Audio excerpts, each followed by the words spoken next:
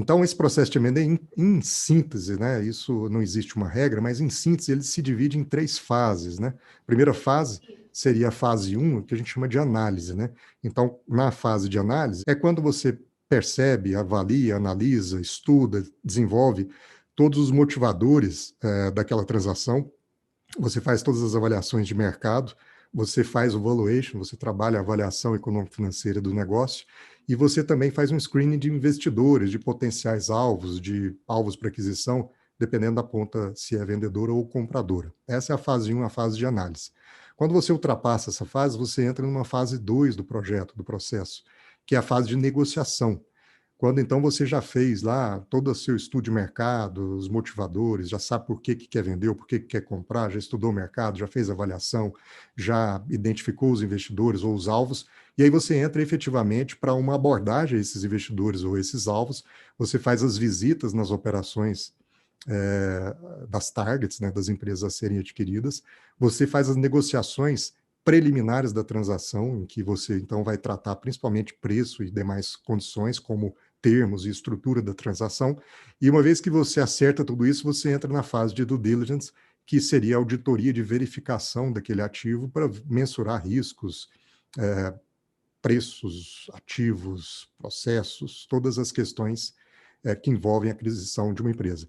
Ultrapassada a fase 3, a gente entra para a fase de fechamento, quando então a gente discute todas as contingências, os problemas que apareceram ali na diligência, a gente negocia os contratos definitivos, os documentos definitivos da transação, a gente faz a assinatura, a gente faz o fechamento da operação, e aí, vida que segue para ambos, embora exista um resquício do contrato, da relação entre as partes, que perdura quando é uma aquisição por alguns bons anos adiante. Então, a primeira coisa que a gente precisa conversar é o que é esse tal de M&A, né? Mergers and Acquisitions, né?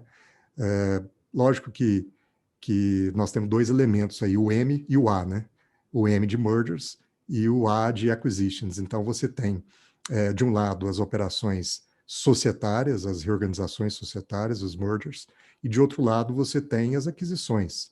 E aí é aquisição mesmo, aquisição de um ativo, aquisição de uma empresa. Então, o M&A nos Estados Unidos, a gente trouxe para cá e traduziu por fusão e aquisição. Mas, em essência, o que a gente está falando é da conjugação de 2 grandes áreas do direito, né? O direito societário e o direito civil. Então, o direito societário no mergers e o direito civil no acquisitions. Então, você tem aí essas 2 grandes áreas que vão orientar na estruturação de todo o processo. Mas no processo, você se conecta com várias outras áreas do direito, porque uma empresa é um organismo vivo que contrata todo dia obrigações e adquire todo dia direitos. Então, como ela se relaciona nas várias áreas do direito, um processo de M&A ele vai ter pontos de contato com as áreas do direito tributário, por exemplo, trabalhista, ambiental, propriedade intelectual, regulatório, concorrencial, compliance, securitário. Então, você acaba tendo um ambiente multidisciplinar dentro do direito num processo como esse. Mas o contrato de M&A, ele é um contrato típico de compra e venda. Em essência é isso, ele é um contrato de compra e venda.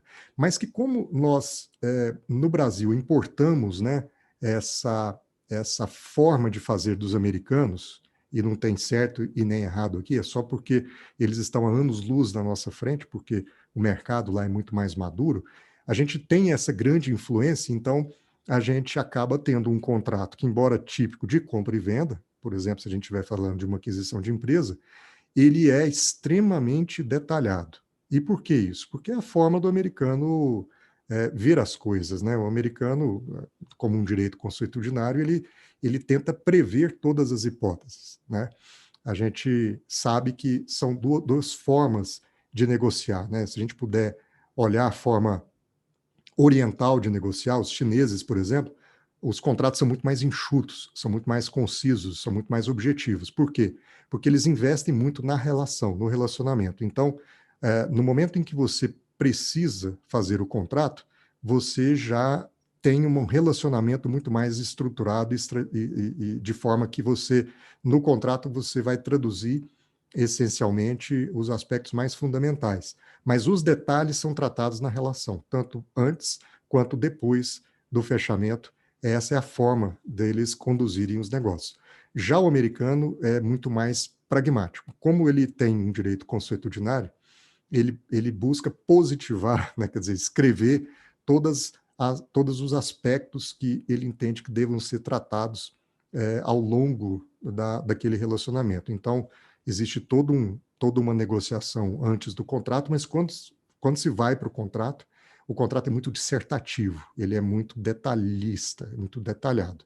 E é assim que a gente faz aqui no Brasil também. E aí, quando a gente traduziu o Mergers and Acquisitions, a gente traduziu por fusões e aquisições, né? Então, só para ficar bonitinho, né? Fusões e aquisições. Só que quando você conversa com os dinossauros do setor, né? Advogados que estão há muito mais tempo do que esse pterodáctilo que os fala, né? Vocês vão ver que os caras reportam, assim, uma fusão que ocorreu no Brasil nos últimos 40, 50 anos. Uma fusão. Porque a fusão ela envolve uma burocracia muito grande. Quem já baixou a empresa no Brasil, quem já extinguiu a empresa no Brasil, extinguiu o CNPJ, sabe da dificuldade. Então, embora a lei societária brasileira preveja essa operação societária de fusão, ela é muito incomum, para não dizer raríssima, para não dizer que está em apenas uma operação realizada nas últimas décadas no Brasil. Então, o termo fusão é uma mera tradução do mergers, mas em essência significam outras operações societárias, a gente vai falar mais adiante, menos a tal da fusão, tá bom? E o acquisitions é uma aquisição de um ativo mesmo, a gente vai conversar sobre isso também. Um outro aspecto importante para a gente abordar é que não existe um padrão para um M&A, não existe um padrão para a compra e venda de uma empresa. Mas cada operação é única, cada transação é uma transação diferente. Porque cada empresa é uma empresa. Porque cada família empresária é uma família empresária. Cada sócio é um sócio. Então, como as pessoas são diferentes, como as empresas são diferentes, não somente nos segmentos, mas também nas suas organizações, estruturações, no seu compliance, na sua conformidade estrutural, cada transação vai ser de um jeito. Então, não adianta a gente achar que eu consigo, numa operação de M&A, fazer um copy-paste de alguma coisa. Negativo. Você pode até ter uma diretriz comum, mas você sempre vai precisar adaptar, você sempre vai precisar mergulhar na transação para poder traduzir da forma mais específica e particular possível aquela transação. E aí, não adianta você ter receita de bolo. Não adianta ter uma receita, porque provavelmente você não vai conseguir seguir aquela receita. Você precisa ir fazendo. Você precisa fazer uma, você precisa fazer duas, você precisa seguir mais ou menos esse direcionamento, mas você precisa colocar a mão na massa, porque só assim você vai conseguir aperfeiçoar e entregar o melhor resultado sempre para aquela transação. Então é como um cozinheiro, né? Ele pode até seguir uma receita, mas se ele nunca pôs uma mão na massa, dificilmente aquela receita vai ficar boa da primeira vez. Talvez fique da segunda, da terceira, mas da primeira vez, dificilmente ela vai ficar perfeita. Se na receita tiver escrito que ele vai fazer um bife acebolado e ele tem que picar cebola, picar o alho, pôr sal e colocar o bife e passar o bife ao ponto. Não adianta ele ler o bife ao ponto se ele nunca passou um bife e não sabe o que é o ponto na prática. Então, em essência, o M&A é mais ou menos isso, né? Porcamente comparando, mas você precisa entender que não existe uma receita de bolo, mas que na medida em que você vai colocando essa mão na massa, você vai percebendo na prática o que significam cada um dos conceitos, o que significa cada uma das estruturas, cada uma das alternativas. Uma outra questão importante para refletir é que somente uns 30% dos negócios de M&A dão certo. A maioria dos negócios de M&A dá errado. É curioso, mas dizem que é essa a estatística. Mas por que ainda assim o empresário faz o M&A? Por que ainda assim as empresas buscam fazer aquisição, buscam fazer fusão, a entendida fusão como uma reorganização societária, uma conjugação, uma combinação de negócios? É porque empresa parada é empresa morta. E crescer dói. Então, na medida em que as empresas vão crescendo, fica mais difícil crescer. Quanto mais elas vão crescendo, e vão entrando ali de pequena empresa para uma empresa média, para ela chegar no porte de grande empresa, muitas delas ficam pelo caminho. O passar pela adolescência empresarial, que seria ser uma empresa média, de médio porte, eu diria aí que uma empresa de 100 milhões de faturamento até 1 bilhão de faturamento, para a gente estressar dois limites, é complicado, é complexo, porque ela fica grande para uma organização que ainda normalmente é de uma empresa pequena. Então, como crescer dói, muitas vezes a solução para o empresário é fazer aquisições ou ser vendido. Porque tem gente que cresce mais rápido adquirindo, e aí ele se protege com relação às fragilidades que vêm do crescimento, como, por exemplo, ganhar mercados, capturar sinergias com outras empresas, são temas que a gente vai falar também. Ou tem gente que é melhor liquidar a sua posição ali naquele instante, enquanto ela está perigosamente crescendo, para que um outro gigante, que aí sim já se estruturou como grande, possa, ao adquirir, seguir e levar aquele negócio adiante. Então, são ciclos que precisam ser percebidos pelo empresário, e a gente vai passar por isso quando a gente falar dessas fases mais preliminares, que é a fase de análise do negócio. E um outro aspecto que envolve esse mundo de M&A é que nós temos uma realidade hoje que, antigamente, as empresas contratavam serviços, elas contratavam outras empresas para prestar algum tipo de serviço. Mas hoje, muitas empresas estão preferindo adquirir os seus fornecedores. Isso é muito forte no mundo da tecnologia. Ao invés da empresa ir lá e contratar uma startup para entregar um determinado serviço, a empresa vai lá e compra aquela startup, porque na verdade ela está comprando gente, está comprando cérebros. E com isso ela consegue trazer para dentro uma situação que de outra forma seria um prestador de serviço, seria um contrato. Seguindo para uma segunda abordagem, né? Então, como a gente passou aqui pelo que é o M&A e uma pincelada geral nesse mundo, nesse universo, então a gente pode se perguntar, mas como deveria ser, ou como deve ser um advogado de M&A, né?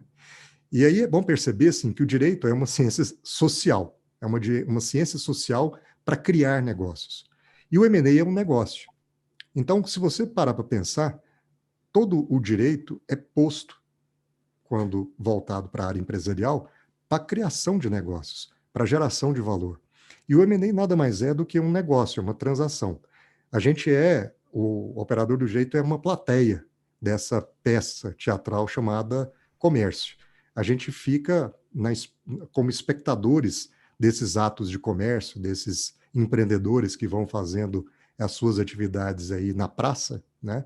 E na medida em que eles vão criando negócios, o operador do direito vai ou regulando esses negócios ou desenvolvendo esses negócios.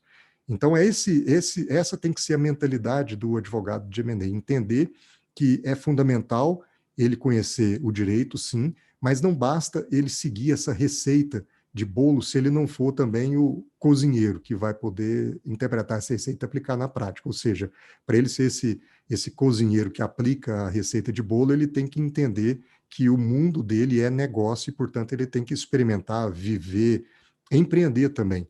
Eu costumo dizer que o melhor advogado de M&A é aquele que já teve uma padaria, aquele que já vendeu o brigadeiro na feirinha do condomínio, porque ele vai entender como pensa o empresário e ele vai conseguir entregar uma melhor assessoria para esse empresário na medida em que ele conhece as dores do lado de lá do balcão.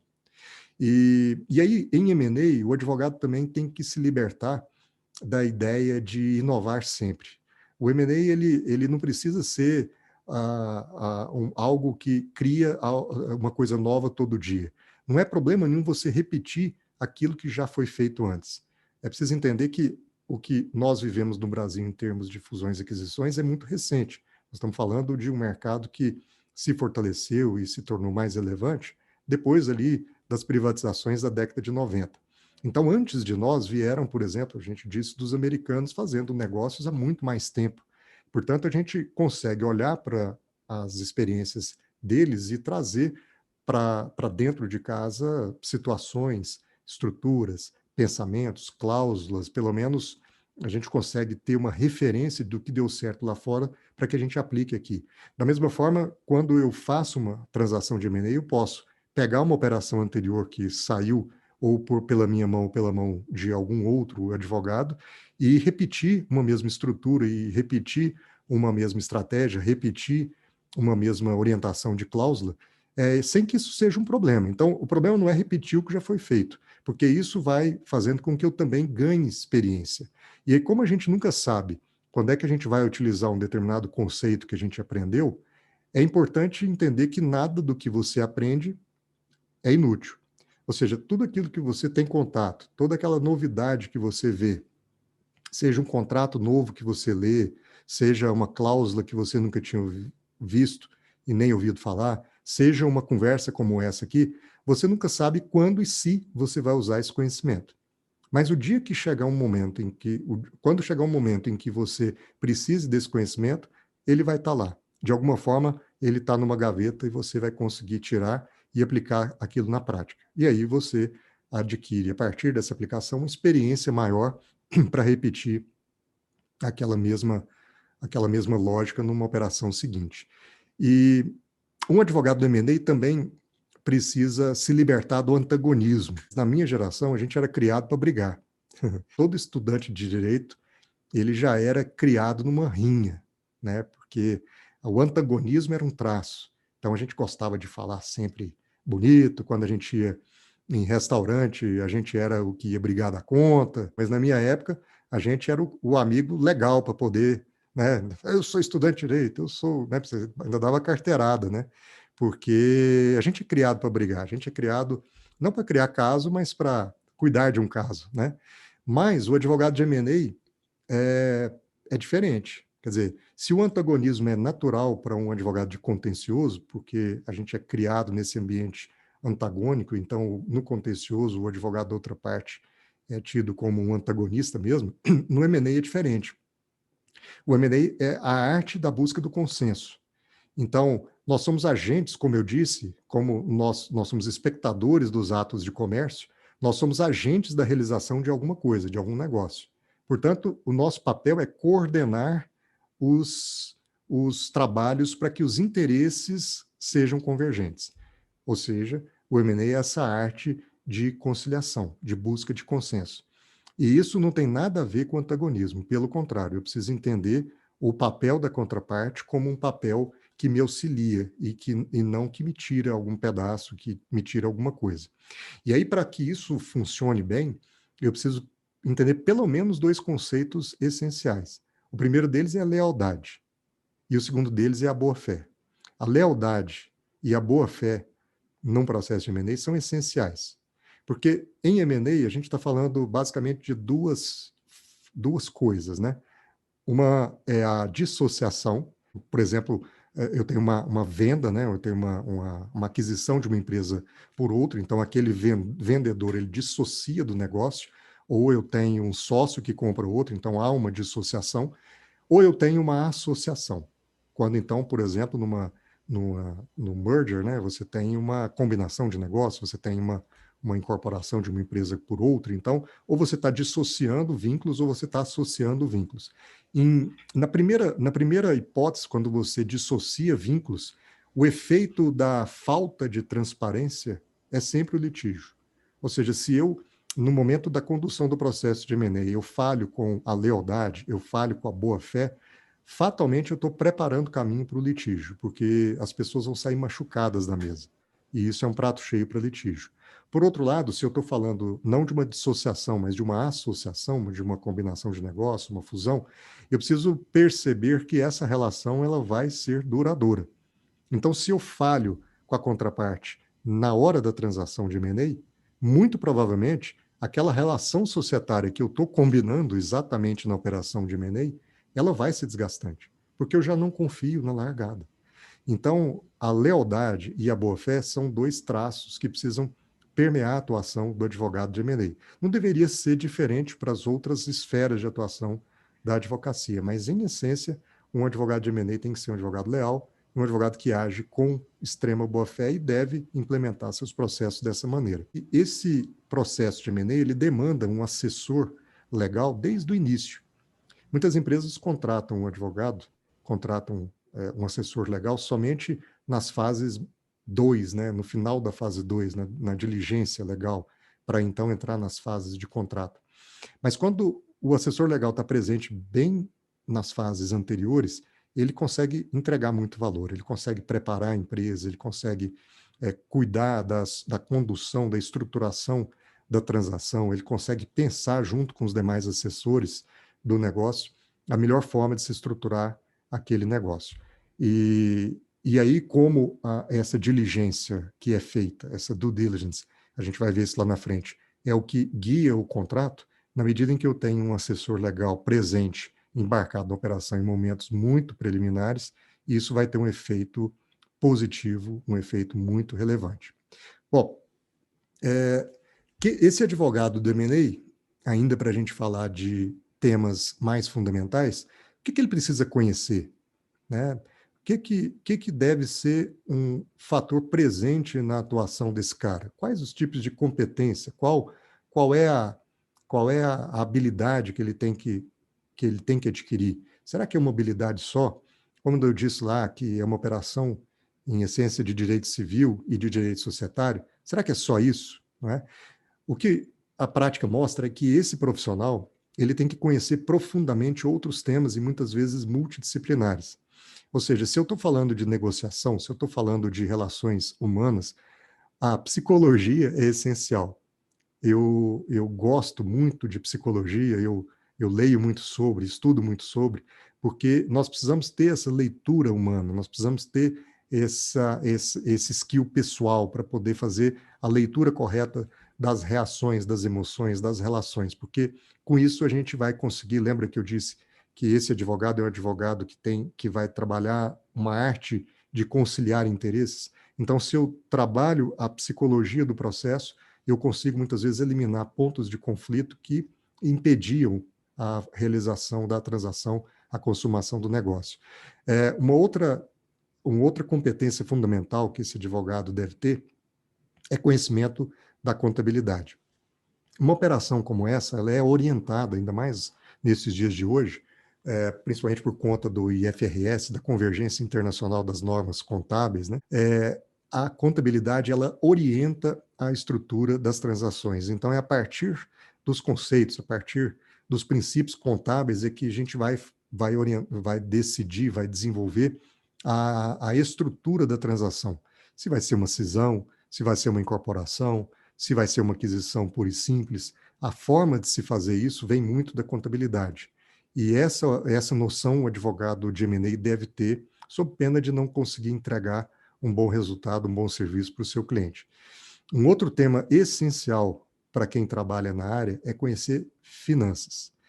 O que é finanças em M&A, né? Em essência, finanças é a gente entender quanto vale o ativo, quanto vale a empresa, quanto vale a ação ou cota que eu estou transacionando. Então, tudo isso é orientado por uma ciência que é a finança. Porque valor de empresa, valor de qualquer ativo, ele acaba sendo um conceito muito subjetivo. Eu posso ter um carro antigo e esse carro, para mim, vale 100 mil. Mas para o outro aqui, um carro fora do mercado pode não valer nada. Mas se eu for um colecionador, eu tenho meu valor para aquele carro. Para quem não é, pode achar que aquilo é uma sucata, é um carro velho. Então, para alguns temas, para a maioria dos temas, o valor tem esse viés muito subjetivo. Mas as finanças as finanças é exatamente essa ciência que tenta trazer uma objetividade para aquilo que é subjetivo. Então, para um determinado comprador, é muito estratégico comprar a empresa X, mas aquilo é subjetivo para ele. Para outro comprador, não é tão estratégico assim. Basta ver transações bancárias, por exemplo, a compra do Banespa, em que o Santander ofereceu um valor muito superior ao que o segundo concorrente da transação ofereceu. Por quê? Porque para ele, aquele valor subjetivo do Banespa era muito alto. Ele tinha uma conta interna de sinergias, de ganhar mercado, de se tornar uma posição relevante no país, e aí ele teve uma coragem de pagar muito mais do que o segundo colocado. Finanças busca calcular essas coisas e trazer uma métrica importante para a definição de preço, no caso de uma aquisição, ou para trabalhar o que a gente chama de relação de troca, no caso, por exemplo, de uma incorporação.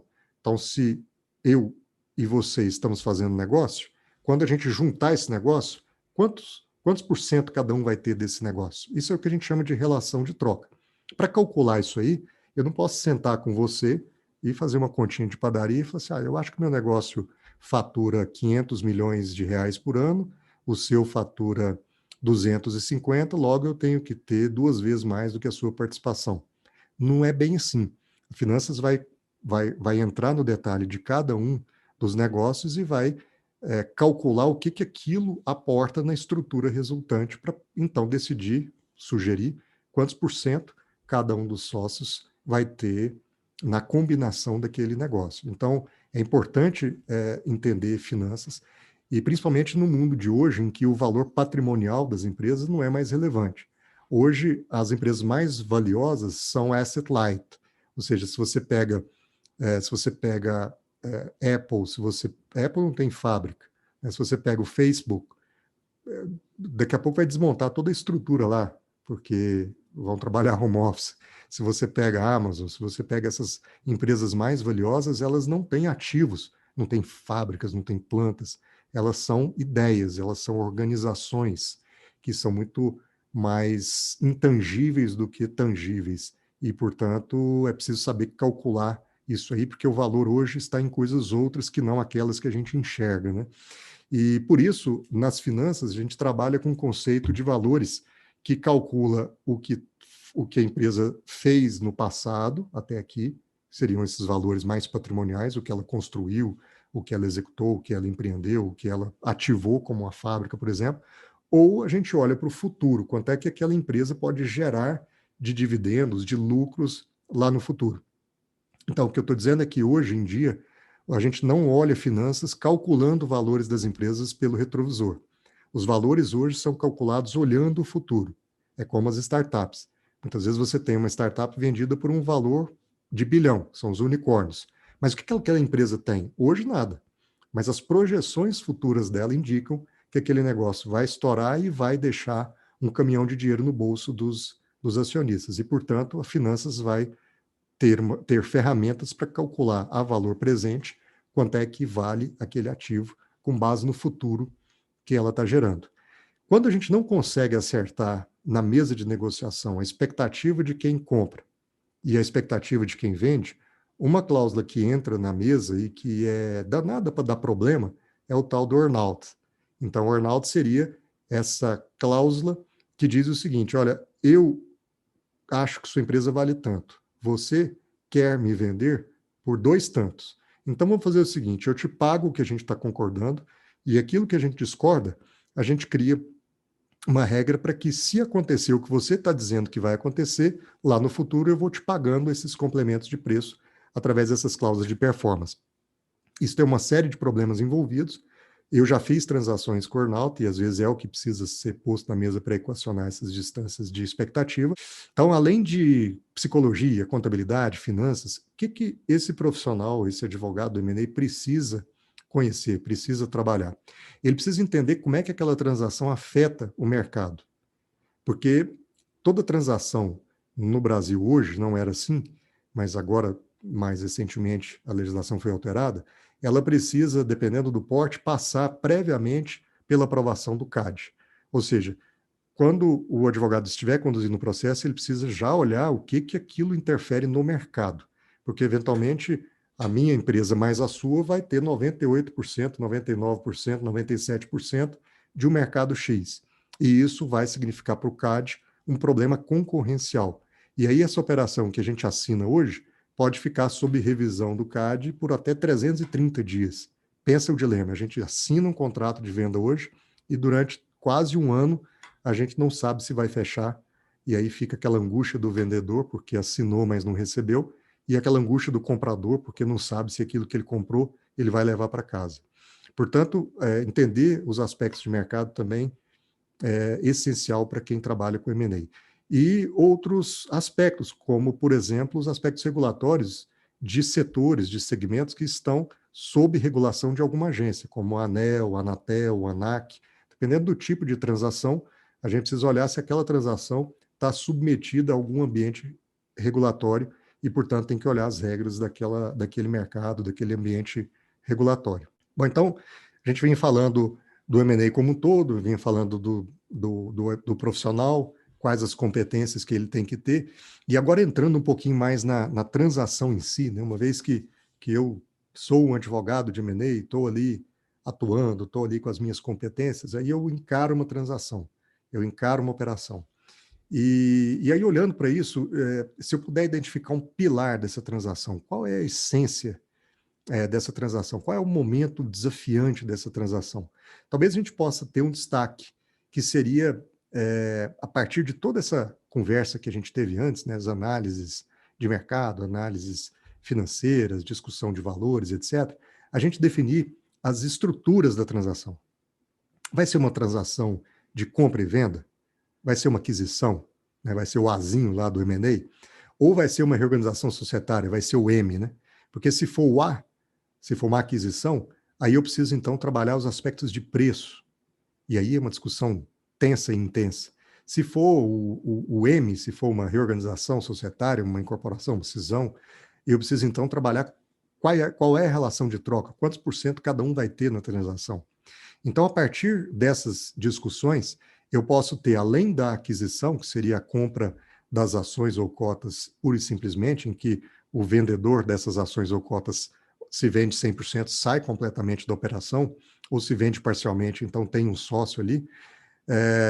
Se for uma operação societária, aí eu estou trabalhando com basicamente as três figuras que a lei de SA traz para a gente, né? Então, quando é uma incorporação, a gente tem uma situação em que uma sociedade tem seu patrimônio aumentado pelos ativos de uma outra, e ela sucede essa outra nos seus direitos e obrigações.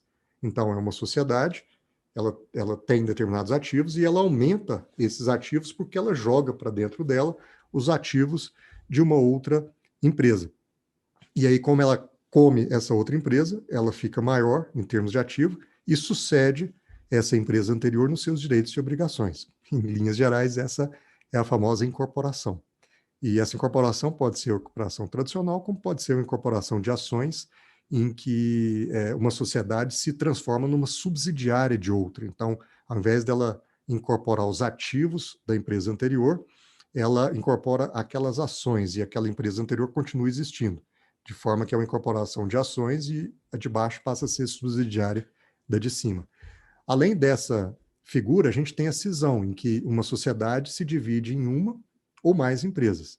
E a decisão do que se fazer, ela vai muito pelos aspectos fiscais, pelos aspectos contábeis, como eu já falei. Então, dependendo de prejuízos fiscais, por exemplo, uma das empresas tem prejuízo fiscal. Isso vai orientar quem vai incorporar quem, por exemplo. Dependendo de aspectos contábeis, eu posso, por exemplo, querer tratar algum risco, alguma questão contábil, e eu posso decidir por uma cisão. Então, todos esses aspectos precisam ser contemplados. Além disso, tem a boa e velha fusão, em que duas empresas se transformam numa terceira, deixando de existir. Essa é uma operação que a gente não vê na prática no Brasil, embora esteja lá na lei, e embora seja tema, né, seja o nome da nossa tradução aí do M&A, né? Bom, falando de pilar da transação, do coração da transação, definir a estrutura é essencial, é o pilar, é a grande discussão, e conectada a essa discussão está a due diligence, que é a auditoria jurídica.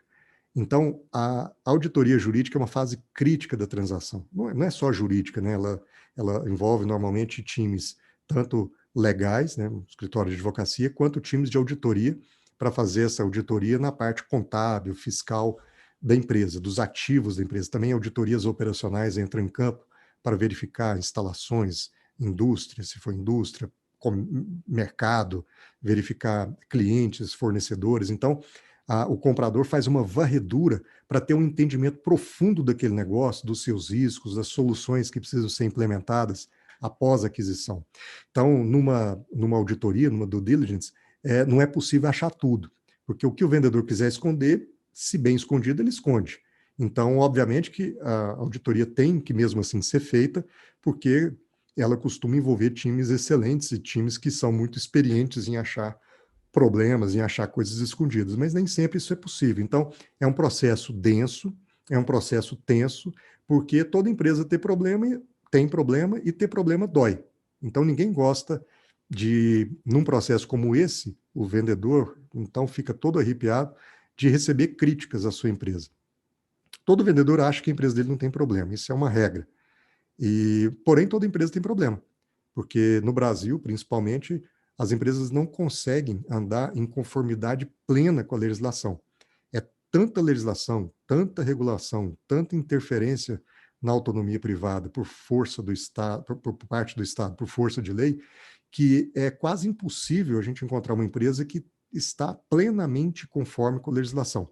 Em algum momento ela pisa na bola até por desconhecimento, até por algo que está na lei e ela não conhece, porque seus times internos não conhecem, porque ela não é organizada para tanto. E nesse instante o empresário sofre muito, porque chega alguém de fora e que começa a olhar a empresa dele, que ele tem carinho, ele tem apego, é como se fosse um filho, alguém da família, e alguém de fora começa a pôr defeito na empresa dele. E isso é tenso. E muitas vezes esse é um ponto de ruptura da transação, quando a auditoria levanta temas relevantes e o empresário, vendedor, não está disposto a assimilar aquele risco, aquele ponto que foi levantado, e a gente não consegue costurar alguma solução que equacione isso e a operação não consegue seguir adiante. E quando a gente fala desses riscos, desses achados da auditoria jurídica, em essência, disse muito que tudo se resume a preço. Porque, afinal de contas, quando você decide pagar 100 por uma empresa, se ela tem um risco lá dentro, que ainda não aconteceu, mas que pode acontecer. Por exemplo, uma prática tributária equivocada no passado, cuja prescrição é de 5, 6 anos. Se você paga 100, e se esse risco do passado, que é potencial, que ainda não aconteceu, acontece quando você já comprou a empresa e ele acontece no valor de 50, você não pagou 100, você pagou 150. Portanto, todos esses riscos, esses achados, toda essa discussão, em essência, muitos dizem que se refere a preço. Ou seja, tudo no fundo é preço. É uma discussão sobre preço. Ajustes positivos ou ajustes negativos do próprio preço da operação em função dos riscos que foram encontrados e que vão ser ponderados e que vão ser tratados no contrato. Existem outros, eu, por exemplo, penso um pouco assim, de que não seria essencialmente preço, porque preço, a finanças orienta a precificação do negócio. Tem muito mais a ver, na minha visão, com essas projeções futuras e desconto ao valor presente dessas projeções, com comparação com empresas similares de mercado, com vários outros mecanismos que orientam o valuation da empresa. E as contingências, os riscos, seriam um outro aspecto da transação, mas que não necessariamente está vinculado em preço. Mas para fins do direito, para a gente poder tratar isso é, é, como, como um reflexo que tem que ser estampado no contrato, aí sim a gente pode dizer que toda essa questão de discussão dos riscos da transação, ela se resume a uma discussão de preço. Em essência, numa transação de M&A, o combinado é o seguinte: eu estou te vendendo uma empresa, eu te passo a chave hoje, tudo que aconteceu de hoje para trás é meu, minha responsabilidade. Tudo que acontecer daqui para frente é seu. Em essência, esse é o combinado que se faz, essa é uma prática que se tem, porque por força da lei não seria assim. Por força da lei, se eu te transferir uma ação, ela vai com os seus ônus e bônus, ela vai com seus direitos, mas também suas obrigações. Mas no mercado não se trabalha dessa forma, exatamente por conta desse reflexo no preço, no valor que no final do dia se paga. E por conta disso, o contrato é complexo, porque ele vai trabalhar esse corte de responsabilidades. Até aqui era comigo, daqui para frente é com você. Então, quando esse risco muda, muda o preço. E quando esse risco existe, eu preciso discutir garantias para ele. Então, toda essa discussão é a essência que aparece numa transação e é uma fase tensa e densa da transação. É a discussão dos achados da diligência e como é que a gente vai levar isso para o contrato. E o papel do advogado é apontar o risco.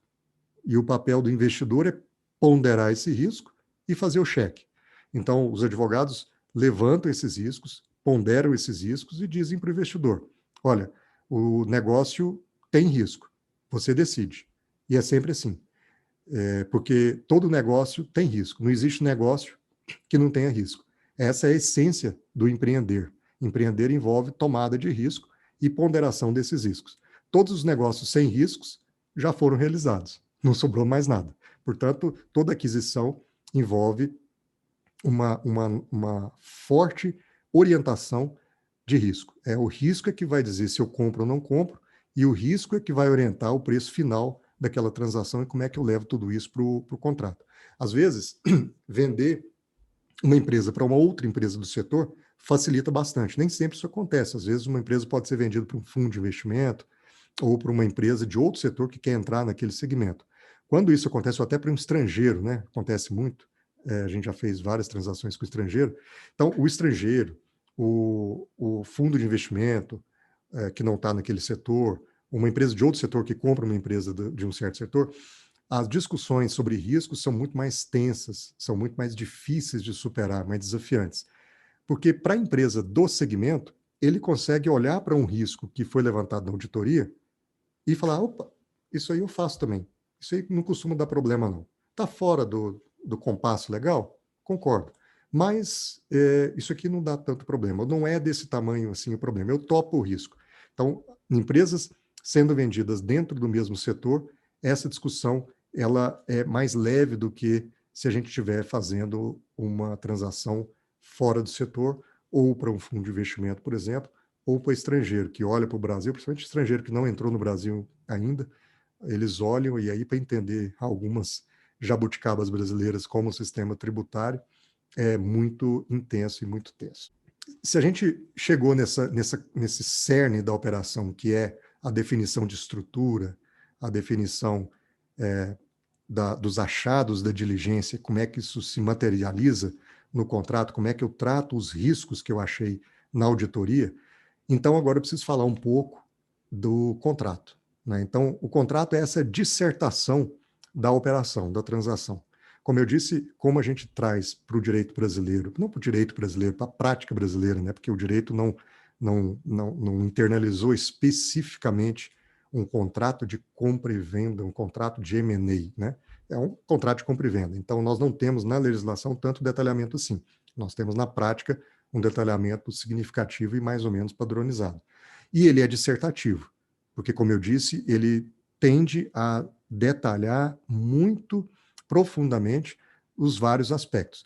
Em essência, um contrato vai ter as partes, ele vai ter o objeto, ele vai ter o preço, ele vai ter um capítulo das declarações e garantias, que é exatamente o vendedor virando para o comprador e dizendo, olha, é o seguinte, o que eu estou te entregando, eu estou te vendendo um carro, esse carro é usado, e o pneu direito dele está careca, as pastilhas eu troquei faz 40 mil quilômetros, então deve estar na hora de trocar, o amortecedor traseiro direito tem um barulhinho ali, talvez você vai precisar revisar, o motor, última vez que eu troquei de óleo, ele estava baixando o óleo, em algum momento você vai ter que completar, ou se você quiser retificar o motor, ou seja, essas declarações de garantias vão, do lado do vendedor, abrir todos os aspectos da sua empresa que diz respeito a uma empresa usada. Eu não estou vendendo uma empresa 0 quilômetro, não é uma startup. É uma empresa que tem aí alguns anos de operação e, portanto, alguns anos de conexão com os riscos que toda operação traz. Riscos trabalhistas, tributários, ambientais, de propriedade intelectual. E, portanto, nas declarações de garantias, é o momento em que o vendedor lista todos esses riscos e abre esses riscos para o comprador, que então, conhecendo os riscos, entra num outro capítulo do contrato, que é o capítulo das indenizações. Como eu disse, a partir de tudo que o vendedor conta e que o comprador acha na diligência, eles, já que combinaram de, normalmente, os riscos pretéritos, os riscos anteriores à venda, serem de responsabilidade de quem vende, e os posteriores, obviamente, de quem compra, essa cláusula de indenização é que vai trabalhar o que acontece quando e se esses riscos aparecerem. E depois, lá para o final, o contrato tem aí cláusulas de resolução de conflito, cláusulas de não competição, não aliciamento, enfim. Mas, em essência, a gente está falando dessa estrutura, um contrato com partes, objeto, preço, declarações de garantias, indenizações e resolução de conflitos e outras questões mais, isso quando a gente vai falando de uma aquisição. Então, o que acontece? É que um contrato, não adianta ter contrato bom para negócio ruim. Contrato bom para negócio ruim é contrato ruim. Ou seja, a gente pode ter o melhor contrato, mas se o negócio for ruim, se as pessoas envolvidas forem pessoas ruins, no sentido de haver má-fé instalada, haver alguma pegadinha instalada, se o setor for ruim, se o mercado for ruim, não adianta ter um bom contrato, porque isso não vai corrigir o negócio. O que não significa que não deve haver o contrato e que não deva haver um bom contrato. Mas o que acontece é que, neste contrato, o vendedor costuma tomar mais riscos, está mais disposto a tomar riscos. E o comprador está disposto a tomar menos riscos. Então, a grande discussão são esses riscos que cada parte toma no contrato para poder buscar um equilíbrio final. Então, e grande parte disso é porque, como esses conceitos que orientam o contrato são conceitos do direito americano, principalmente aqui no Brasil, a gente importa esses conceitos, mas a gente não tem uma jurisprudência formada sobre eles. Grande parte porque a solução dos conflitos em contratos de M&A, na maior parte das vezes, é uma solução por arbitragem, e essas arbitragens são confidenciais. As partes pretendem que o conflito seja resolvido por arbitragem, porque é na arbitragem que elas podem escolher árbitros que sejam especialistas naquela questão, e nisso, na minha opinião, existe uma segurança jurídica muito maior do que um juiz que eventualmente não tem especialização naquela área, por melhor que seja o juiz, ou que seja um cara que acabou de chegar do criminal e aí de repente vai julgar uma operação complexa como o M&A, mas no arbitragem não, eu posso ir lá e escolher árbitros que sejam especialistas. Então, se tem essa vantagem na arbitragem, por outro lado, a arbitragem é confidencial. Se ela é confidencial, eu não sei não sei qual é a tendência de julgamento para aquela situação no mercado. Então, eu tenho uma decisão hoje, mas eu não consigo saber se, na maior parte das vezes, os árbitros, sejam ele quem for, julgam naquele sentido ou no outro sentido. Então, eu tenho pouca referência de julgamentos, pouca referência de jurisprudência. E essa é a verdade.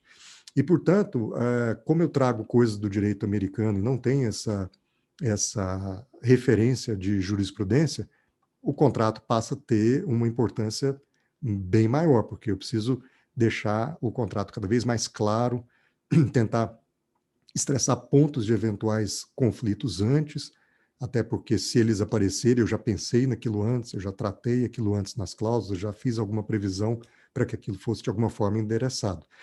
E aí, como a gente traz conceitos americanos, às vezes a gente traduz esses conceitos, mas esses conceitos lá nos Estados Unidos são outros conceitos. E quando chegam aqui na nossa tradução, muitas vezes fica capenga, né? E eu não sei como é que se interpreta isso, porque não tem jurisprudência. Então, por exemplo, o exemplo clássico é a cláusula de melhores esforços, né? O best efforts, lá dos americanos. Só que a gente coloca no contrato, na redação brasileira, que as partes envidarão seus melhores esforços para isso ou para aquilo. Mas lá nos Estados Unidos, o best efforts, ele tem gradações. Então, tem best efforts, tem best commercially efforts, best commercially reasonable efforts. Então, você tem gradações diferentes para best efforts que no direito brasileiro nós não temos. E aí, quando a gente importa o conceito e coloca no contrato, muitas vezes esse conceito não para de pé. Então, essa é uma outra preocupação que a gente tem que ter nos contratos, para a gente não sair escrevendo qualquer coisa da nossa cabeça, porque eventualmente aquilo não diz exatamente o que a gente quer que diga, né? E esse contrato ainda traz dentro dele temas sensíveis, porque são temas que passam pelos aspectos tributários da operação, como, por exemplo, eu comentei, às vezes a empresa adquirida tem prejuízo fiscal, ou na aquisição vai ser gerado um ágio, que é um aspecto tributário relevante também. Toda essa operação tem que ter substância econômica, propósito negocial, porque senão pode ser questionada pela Receita Federal. Então, os aspectos tributários têm que estar inseridos no contrato, os aspectos societários têm que estar inseridos no contrato. Às vezes eu vou fazer uma aquisição e aquilo dispara um direito de recesso. Às vezes o acionista minoritário, por conta da operação, vai ter direito de sair da companhia e aquilo então vai custar para mim um preço que muitas vezes eu não ponderei. Às vezes, quando eu estou falando de companhia de capital aberto, a operação em si, o M&A em si, dispara a obrigação de fazer uma oferta pública de ações. Tudo isso tem que estar na conta. Ou a gente vai ter, a partir da operação de M&A, o disparo, né, de uma cláusula de direito de preferência, por exemplo, que possa existir num acordo de acionistas. Então, os aspectos societários também precisam estar muito bem endereçados no contrato, muito bem olhados na transação. Além disso, como eu disse, né, as declarações e garantias que têm que estar bem estruturadas e bem fundamentadas, porque as declarações e garantias é exatamente isso. Olha, eu estou te vendendo, estou te contando qual é o problema que tem, e vamos combinar aqui o que, que acontece se o problema acontecer. Isso aqui é seu, isso aqui é meu. Em essência, essa cláusula orienta isso para construir a cláusula de indenização que vem na sequência. Então, se deu problema, indeniza ou não indeniza. Ou seja, tudo isso é uma grande discussão do contrato quando aparece, quando a gente vai negociar. E uma outra situação importante nesses contratos é você negociar a cláusula de saída.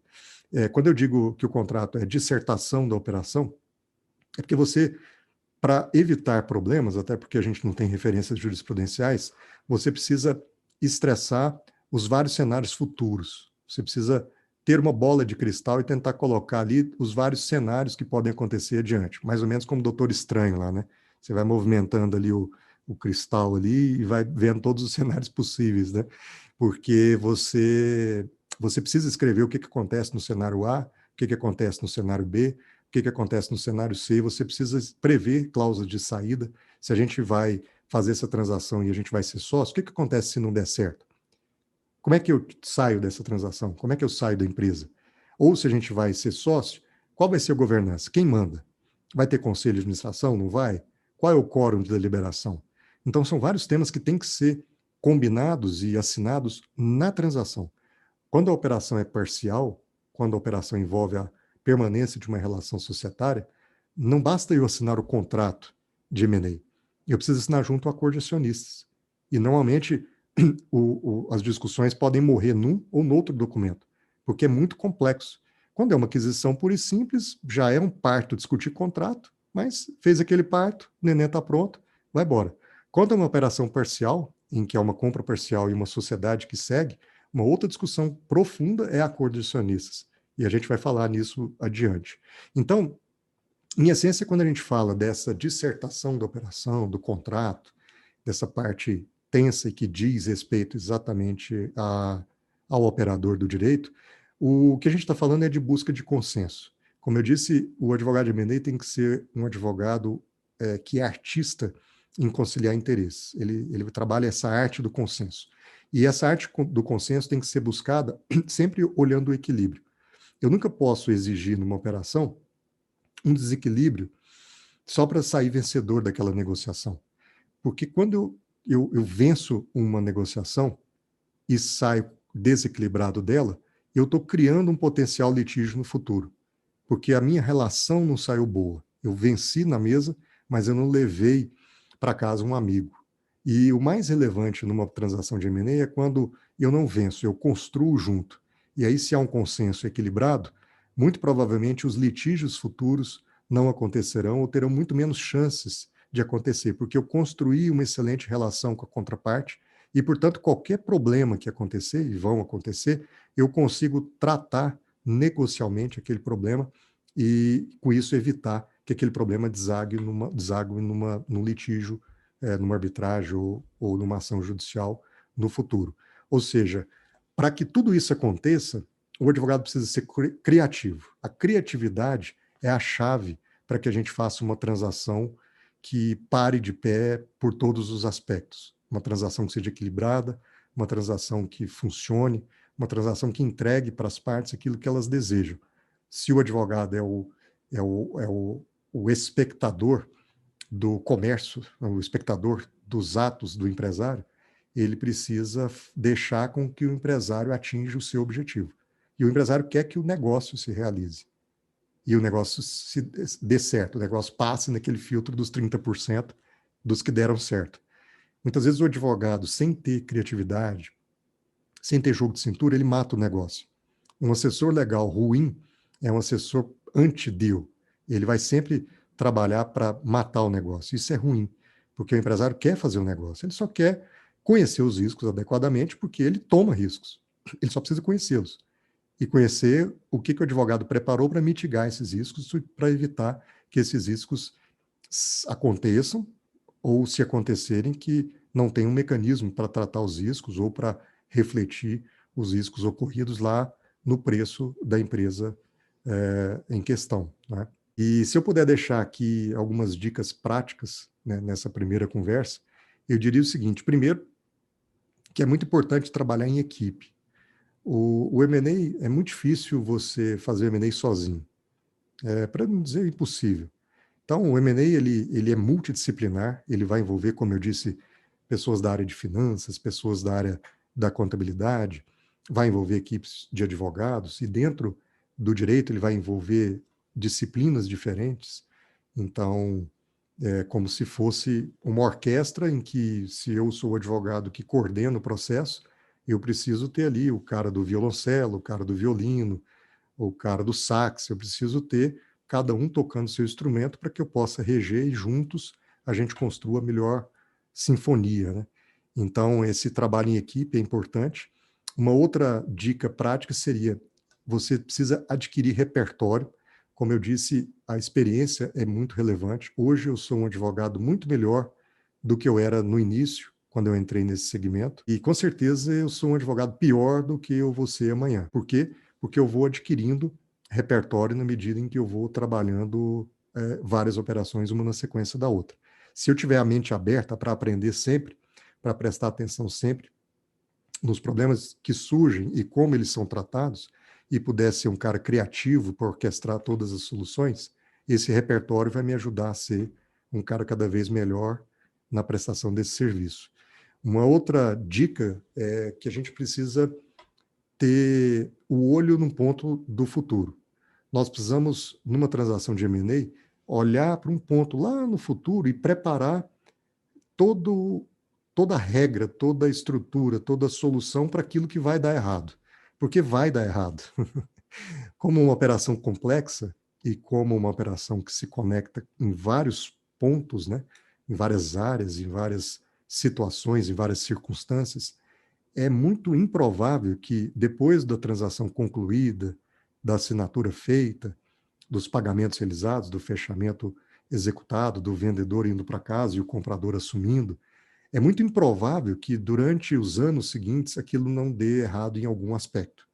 Então, como eu disse, como o vendedor usualmente garante o comprador pelas contingências da sua época que se materializam no futuro, e pelo período prescricional elas ainda podem se materializar até 5 anos, 6 anos, no caso tributário, indefinidamente no caso do ambiental, por exemplo, provavelmente vão acontecer situações no futuro, depois da transação, em que esses problemas vão aparecer. Então, é essencial o advogado ter um olhar sempre apontado para o futuro para tentar capturar essas situações, pensar, antever e prever no contrato o que acontece se algo der errado. E aí ele está pronto para poder discutir isso com o seu cliente e deixar o cliente preparado. Uma outra dica é sobre o antagonismo. A gente deve sempre eliminar o antagonismo. O advogado do outro lado, ele não é seu antagonista, ele é seu maior aliado. E o pior cenário é quando a gente tem uma das partes que não conhece sobre o tema, e em empresas familiares isso é muito comum, a parte não tem experiência com uma operação de M&A, ela nunca esteve envolvida num processo, e, portanto, ela não conhece aquilo, e ela está mal assessorada. Aí é o caos, porque além da parte contrária não conhecer e não ter experiência, ela está mal assessorada. Quando isso acontece, é muito desafiante o processo de M&A seguir e fechar. Agora, o melhor cenário é quando do outro lado tem alguém muito bom. Eu, na maior parte das vezes, trabalho para os vendedores. Trabalho também para compradores, mas na maior parte eu estou pelo lado dos vendedores. E é muito comum que do lado contrário, no outro lado da mesa, esteja um grande escritório de São Paulo, porque usualmente quem adquire é muito maior do que quem vende. Então, normalmente são empresas muito maiores do que a empresa do meu cliente, e, portanto, ela está baseada em grandes centros e ela tem acesso a grandes escritórios. Então é muito bom quando você senta numa mesa e tem gente boa do outro lado, porque o processo fica limpo, o processo fica reto. As partes sabem do que estão falando e sabem tratar aqueles riscos porque tem bagagem para isso, tem repertório para isso. E isso faz com que o processo seja bem dinâmico.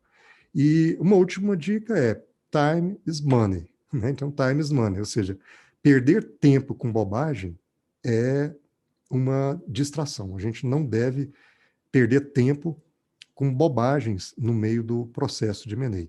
A gente deve focar nosso esforço, focar nossa disciplina para tratar pontos que são realmente sensíveis, que são realmente relevantes no processo, como a estrutura da transação, se é uma incorporação, se é uma cisão, se é uma aquisição, o planejamento tributário por trás disso, a governança, as cláusulas de saída, o contrato em si, o acordo de acionistas, se houver.